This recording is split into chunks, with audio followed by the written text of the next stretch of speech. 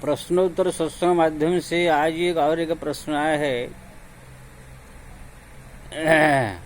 आकृति सिन्हा, बिहार। उनका प्रश्न है, श्रीमद् भगवद गीता का पाठ अलग अलग करने से, अलग अलग अध्याय का पाठ करने से क्या क्या फल है। श्री राम, बहुत अच्छा प्रश्न है। पद्म पुराण में जो है श्रीमद् भगवद गीता का पाठ का महिमा का वर्णन है।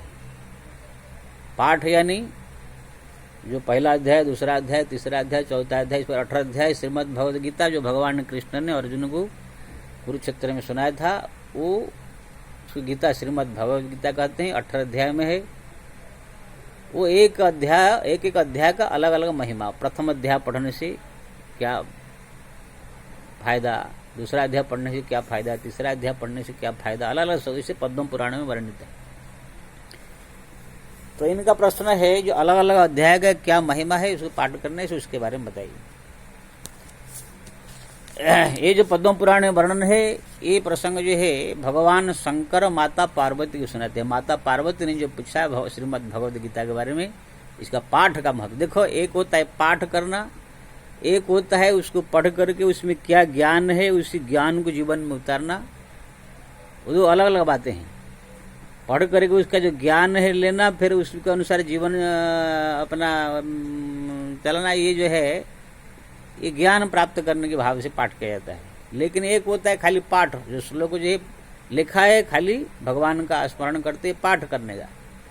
जैसे धर्म क्षेत्र कुरुक्षेत्र समवेता उत्सव लिखा है इस प्रकार, माम का पांडवा शैव किम कुर्बत संजय। तो ये सब जो श्लोक है, इस श्लोक को पढ़ लिया। आज जिसको श्लोक पढ़ना नहीं आता है, उसके नीचे जो हिंदी में अनुवाद लिखा है, उसी हिंदी का अनुवाद जो है उसको जो है खाली पढ़ लेने का, इसको कहते पाठ। ये पाठ मतलब इसमें कोई अर्थ और कोई ज्ञान ये सब कुछ नहीं करने का, खाली इसे पढ़ते रहने का। दुष्टादु पांडवानिकम बुढ़ दुर्योधन सदा आचार्य प्रसंगम राजा वचनम अब्रीत पश्येत पांडपुत्राणामाचार्य महती चमम बृढ़ा द्रुपद पुत्रेणम तब शिष्यण धीमताम। ये सब श्लोक के रूप में है। जिसको श्लोक ऐसे पढ़ने नहीं आता है, उसके नीचे लिखा हिंदी में, धृतराष्ट्र बोले, हे संजय, धर्मभूमि कुरुक्षेत्र में एकत्रित युद्ध की इच्छा वाले मेरे और पांडु के पुत्रों ने क्या किया। यानी ये हिंदी में हुआ। और संस्कृत में धर्म क्षेत्र कुरुक्षेत्र समवेता उत्सव माम का पांडवश्चैव किम कुर्बत संजय। तो ये श्लोक में चाहे पाठ करो, चाहे निश्चय हिंदी का अनुवाद पाठ करो, खाली पढ़ते जाने का, उसके बारे में सोचने का या कोई व्याख्या करने की जरूरत नहीं। पाठ है स्वीकारते हैं। तो जो इसी प्रकार केवल पाठ करता है उसका क्या फल है, ये पूछ रहे हैं। देखिए भगवान, ये जो है प्रसंग भगवान शंकर माता पार्वती कह रहे हैं कैलाश में। अब माता लक्ष्मी जो है पूछा जब भगवान नारायण को वैकुंठ में, तो भगवान नारायण भी माता लक्ष्मी कह रहे हैं। यानी दुनिया का जो सबसे सुपर पावर है, दो शक्ति, भगवान नारायण लक्ष्मी कह रहे हैं, भगवान शंकर माता पार्वती कह रहे हैं।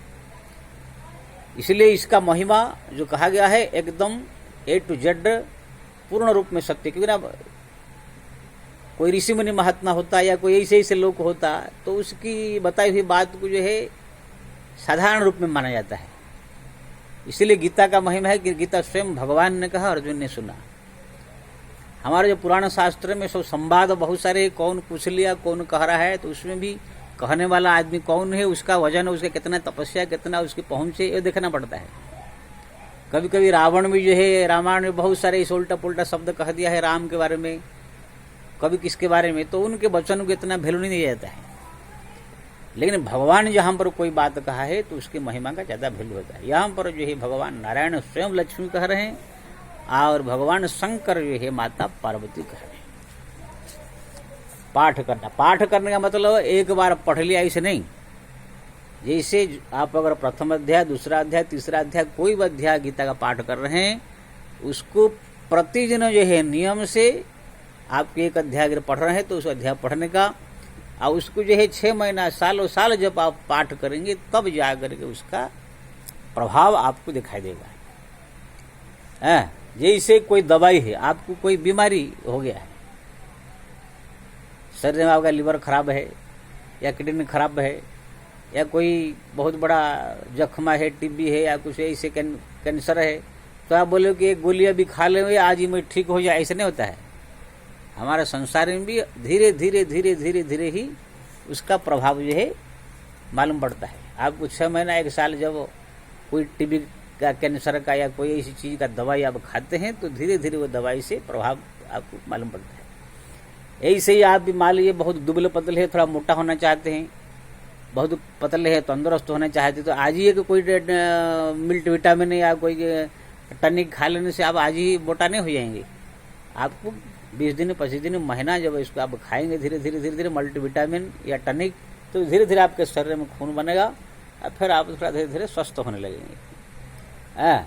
तो संसार में कोई भी चीज हो, हम लोग जो खाते हैं, पीते, ग्रहण करते हैं, तो तुरंत कोई प्रभाव दिखाई नहीं देता है। तो ऐसे ही जो है पूजा पाठ का ही महिमा, आज थोड़ा पूजा कर दिया कि आज थोड़ा पाठ कर दिया तो तुरंत उसका फल हमको मिल जाए, ऐसे नहीं है। हाँ, उसका फल आपको जरूर आपके खाता में लिखा गया है, यह नहीं मिला तो मरने बाद मिलेगा, लेकिन तुरंत यहाँ पर अगर आप प्रभाव देखना चाहते हैं तो आपको 6 महीना 1 साल कम से कम लगातार पाठ जब भक्ति भाव से करेंगे तब जाकर के ये परिणाम देता है। जैसे झाड़ने फूकने का मंत्र आजकल किताब बहुत मिलता है, ये मंत्र से झाड़ दो तो नजर उतर जाता है, ये मंत्र झाड़ने से भूत प्रेत भाग जाते हैं, ये मंत्र झाड़ने से बहुत सारे किताब मिल जाते हैं। लेकिन कोई ऐसे ही आदमी आया किताब पढ़ करके झाड़ देगा तो नहीं हो जाएगा, वो मंत्र को सिद्ध करना पड़ेगा। उसको जपते जपते उसका सब प्रत्येक मंत्र का 1 लाख 2 लाख 3 लाख जप करके उसको परिपक्व करना होगा, सिद्ध करना होगा। जब वो मंत्र सिद्ध करोगे तब आप जब उसी मंत्र को झाड़ दोगे, नजर हो चाहे भूत प्रेत हो कुछ भी हो, वो सब काम कर जाता है। नहीं किया किताब पढ़ लिया आज ही तुरंत जो है उसको जो है झाड़ दिया तो कोई काम ऐसे नहीं हो जाता है। मेरे पास बहुत सारे सब आते हैं, लड़कियां, दुल्हनिया, बच्चे सब आते हैं, इसको क्या परेशानी, तो मैं जो है अपना जो मंत्र हम सिद्ध किया उससे लोग को झाड़ देता हूँ, किसको नजर लगा है, किसको बुखार है, किसको क्या है, तो सब बोलते हैं महाराज ठीक हो जाता है। दिन भर में 50 से कम आते हैं, दुल्हन, लड़कियां, औरतें, बच्चे, आदमी सब आते हैं। अब मैं तो भाई झाड़ना का मेरा काम है, झाड़ देता हूँ। मैं पूछता हूँ भाई क्या ठीक हो जाता है, सब बोलते हैं हमारे ठीक हो जाता है, इसलिए आते हैं। तो मेरे को समझ में आ गया कि वो मंत्र को जो मैं झाड़ा उसको बहुत जप करके मैं पूरा सालों साल जप करके सिद्ध किया है, इसलिए वो काम कर जाता है। नहीं कि कोई उसको बोले कि बाबा जी कौन सा मंत्र आप मेरे को बता दीजिए तो मैं बता दूंगा वो मंत्र, तो आप उसको पढ़ कर झाड़ देंगे तो नहीं होगा। मंत्र भी जो है उसको परिपक्व करके सिद्ध करके पकाना पड़ता है, जप करके जपते जपते जपते जपते तब जाकर वो काम करता है। तो ऐसे ही जो मैं बता रहा हूँ ये श्रीमद् भागवत गीता का अध्याय का पाठ, ये पाठ भी एक बार पढ़ करके आप बोले कि हम सब फल मिल जाए कि सिद्धि प्राप्त हो जाए तो नहीं होगा। इसको जो है अगर कोई भी अध्याय आप पाठ कर रहे हैं उसको लगातार जो है 6 महीना 1 साल 2 साल जब आप पाठ करेंगे बिना उसको बंद किए तब जाकर के वो परिणाम देगा। ऐसे हरिनाम भी आप हरिनाम जप करें, कोई राम राम राम राम ऐसे आधा घंटा 15 मिनट जप लेने से बोले कहीं कुछ फल नहीं मिला, ऐसे नहीं। हाँ, आपका राम नाम का महिमा का जो फल लिखा जा रहा है, आप अगर मर गए तो अगले जन्म में सब मिल जाएगा, लेकिन यहाँ पर कुछ उसका प्रभाव देखना चाहते तो आपको 6 महीना 1 साल लगातार जपना होगा। जे ही जपेंगे तो देखेंगे आपको हृदय में ज्ञान, भक्ति, वैराग्य, विवेक ये सब जगने लगेगा। आपका वाणी जो है सिद्ध हो जाएगा, आपकी जो है सब प्रकार की सब चारों तरफ से सब भगवत कृपा होने लगेगा। आपको जो है रिद्धि सिद्धि धीरे धीरे धीरे आप दिखाई देने लगे, ये सब होने लगता है जब जप जब बढ़ता है। तो यहाँ पर जो है मैं श्रीमद् भगवत गीता में जो पाठ बताया ये भी पाठ हो इसी प्रकार 6 महीना 1 साल लगातार जब आप भक्ति श्रद्धा जप करेंगे तब पाठ करेंगे तब होगा। तो यहाँ पर पद्म पुराण में भगवान शंकर कह रहे हैं माता पार्वती से, भगवान नारायण कह रहे हैं माता लक्ष्मी से कि प्रथम अध्याय का पाठ करने से श्रीमद् भगवत गीता के क्या फल है। तो भगवान शंकर कह रहे हैं, भगवान नारायण कहते हैं कि ये जो प्रथम अध्याय है पाप नाशक है। पाप नाशक यानी कितने भी कोई पाप किया हो, अगर इसी अध्याय का पाठ करता है या कोई पाठ कर रहा हो सुनता है तो भी पाप नष्ट हो जाता है। पद्म पुराण में इस बारे में इतना ऐसे कहानी सो लिखा है कि कोई अगर इसको पाठ कर रहा है चाहे कोई भी अध्याय तो उसको ये फल प्राप्त होता है जो व्यक्ति सुन रहा है उसको भी वो फल प्राप्त होता है, और किसी जगह पर अगर किसी ने पाठ किया हो बहुत दिन तक और जगह चल गया हो, वो जगह में अगर कोई पहुंच जाए, बैठ जाए, उठ जाए, तो भी उसको वही फल प्राप्त होता है। ऐसे महिमा पद्म पुराण में वर्णन है। तो प्रथम अध्याय पाठ जो है करने से बड़ा से बड़ा पाप जो है नष्ट हो जाता है। जो सुनेगा, जो पढ़ेगा, जो उसी जगह पर पहुंचेगा। यहाँ पर जो कथा छोटी सी आता है, मैं ज्यादा लंबा नहीं करूंगा। सुशर्मा नाम की जो है एक जो ब्राह्मण था, जो व्यभिचारी था, चोर था, व्यभिचार तथा शराब पीता था, वेश्यागामी था, परस्त्री हरण करता था। इसे बहुत जघन्य पाप जो है वो करता था। इसी प्रकार से उनका पूर्ण जीवन जो है एकदम व्यतीत हो गया। महापापी जब उसका मृत्यु हुआ, सब जमराज के दूत उनको ले गए, बहुत उनको दंड दिया, बहुत उनको जो है सताया, परेशान किया। उसके बाद जो है उनको फिर जो है दूसरे नीच जोनि में उनको जन्म दिया, पशु पंछी के जोनि में डाल दिया। तो जिसी पशु पंछी बन करके जंगल में जब वो रहते थे, तब तो वहां पर उसी जगह पर जहां पर रहता था कोई मुनि जो है ऋषि, वहां पर जो है गीता का पाठ करते प्रथम अध्याय का रोज। उसी के कान में जब ये शब्द पड़ा, उसी के पुण्य प्रभाव से फिर जो है उनका समस्त पाप ताप नष्ट हो गया। फिर वो भगवत धाम के लिए चला गया। ऐसी कहानी है। तो ये प्रथम अध्याय जो पाठ करता है, महान महान से पापी क्यों न हो, उनका समस्त पाप नष्ट हो जाता है और वो मुक्त हो जाता है। ये हरिनाम के बराबर है, ऐसा इसका प्रभाव है। दूसरा अध्याय सांख्य युग है। प्रथम अध्याय जो है वो जो है भगवद गीता का दूसरा अध्याय जो है सांख्य युग, उसको जो है पाठ जो करता है, बोलते घर में शांति आता है। जो पाठ करता है उनको शांति आता है, जो सुनता है उसको शांति आता है। जहां पर पाठ बहुत किया हुआ हो कोई, वो जगह में कोई पहुंच जाए तो भी शांति आता है। शांति यानी वो जगह जहां पर पाठ हो रहा है, वो घर, वो व्यक्ति ऐसे बन जाता है। वहां पर अगर दुश्मन भी आ जाए तो भी उनके दिमाग में शांति, दुश्मनी भाव भूल जाएगा। प्रेम, परस्पर में प्रेम होगा, सरलता, व्यवहार ऐसे होने लगेगा। कभी झगड़ा, बवाल, लफड़ा कुछ होगा ही नहीं। वहां पर कोई दुष्ट व्यक्ति भी अगर आ जाए जहां पर ये पाठ हो रहा है, जो कर रहा है, कोई उनसे मिले, तो भी वो आदमी बदल जाएगा। तो यहाँ पर छोटी सी कहानी है। एक बकरा जंगल में जा रहा था, कि शेर उसके ऊपर झपटा। वो शेर जो है दौड़ाया बकरा को खाने के लिए। बकरा भागते भागते इस जगह पर पहुंच गया जहां जाते ही उन्हें निडर हो गया। अब बाघ वहां पर जाकर पहुंचा उसको खाने के लिए, तो वहां पर वो क्षेत्र में पहुंचते ही वो बाघ का जो बैर भाग भी भूल गया। अब बकरा को खाया नहीं। तो वहां पर एक ऋषि बैठे थे, उनसे पूछा गया, इसने पूछा कि ऐसे कैसे हुआ। तो ऋषि ने कहा, यहाँ पर जो है दूसरा अध्याय का जो है श्रीमद् भगवद गीता का कोई मुनि बैठ करके प्रतिदिन पाठ करते थे, इसलिए जमीन भाग जो है इतना प्रभावशाली हो गया। यहाँ पर सर्प मोर एक साथ में यहाँ आते ही तुरंत बदल जाते हैं।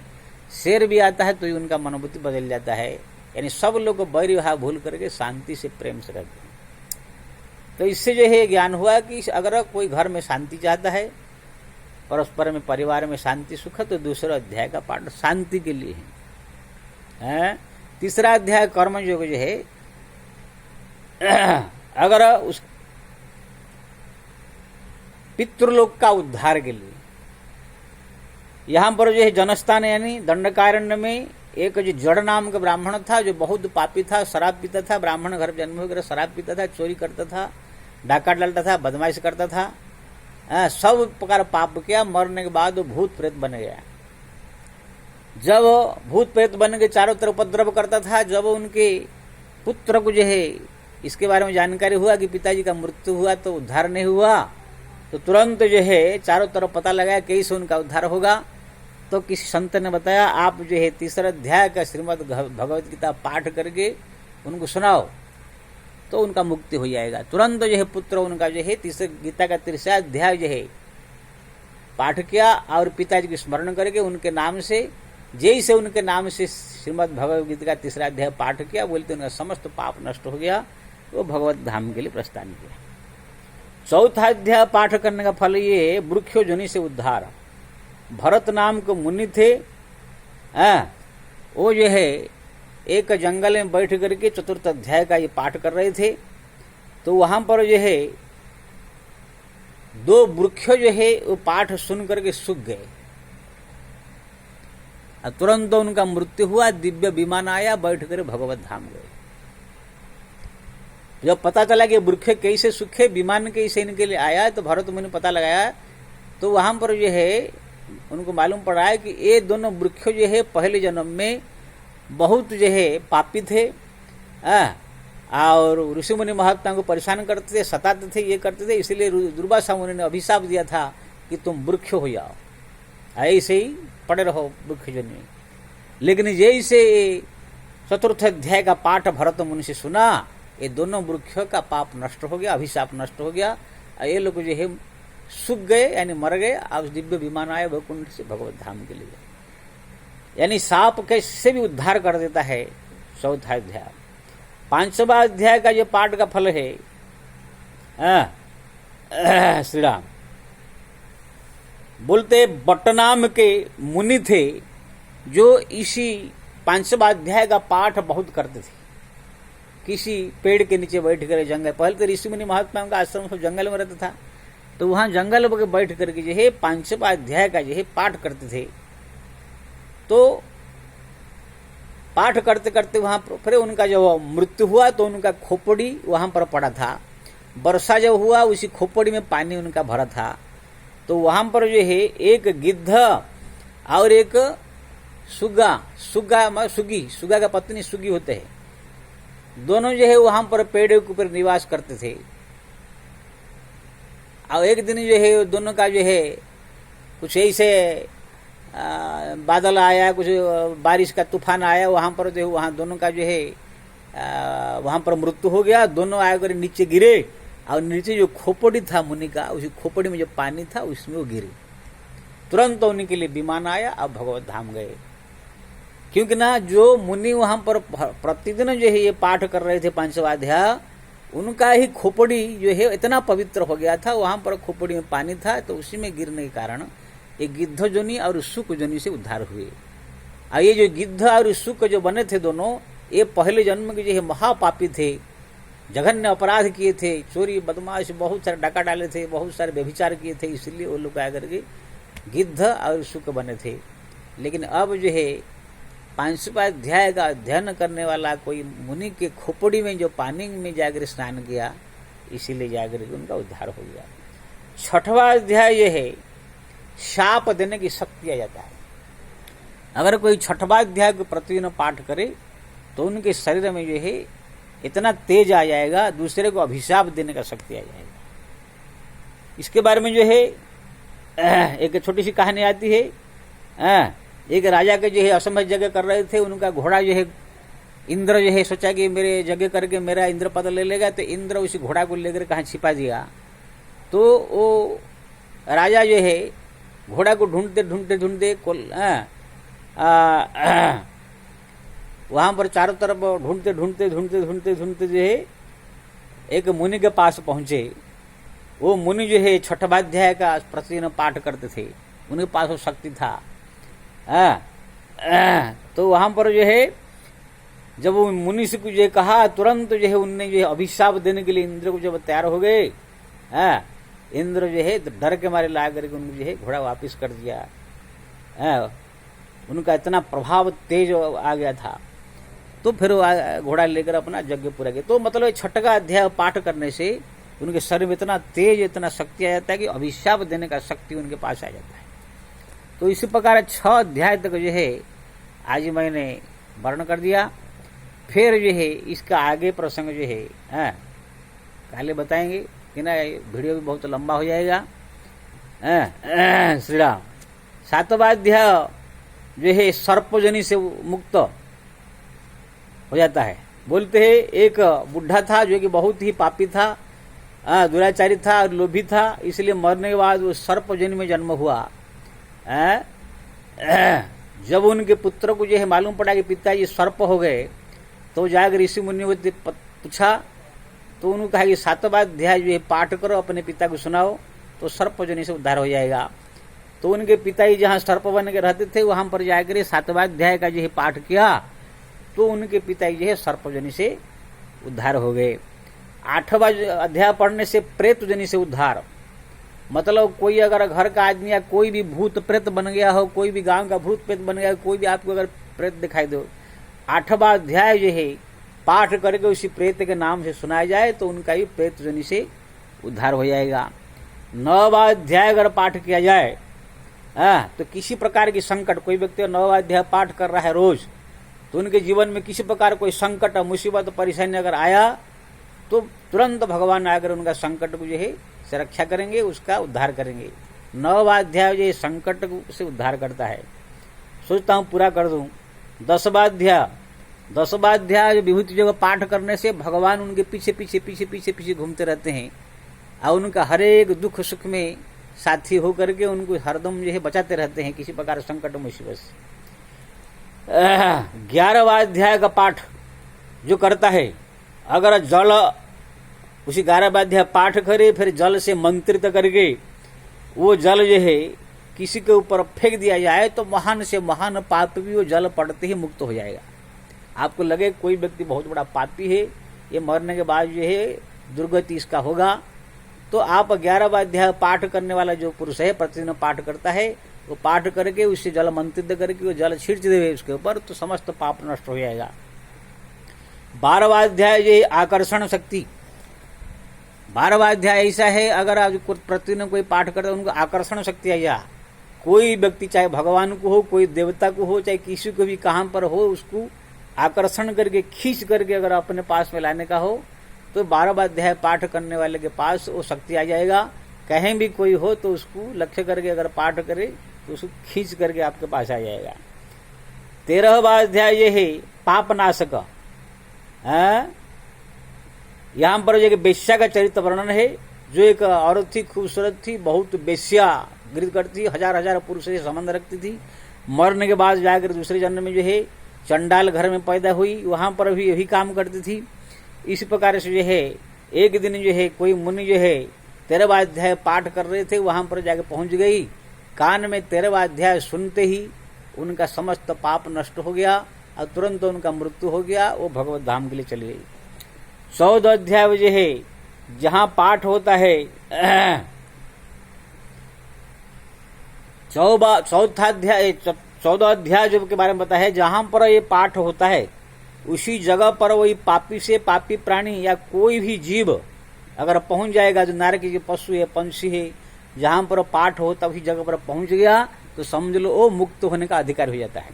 मान लीजिए कोई 14 अध्याय का पाठक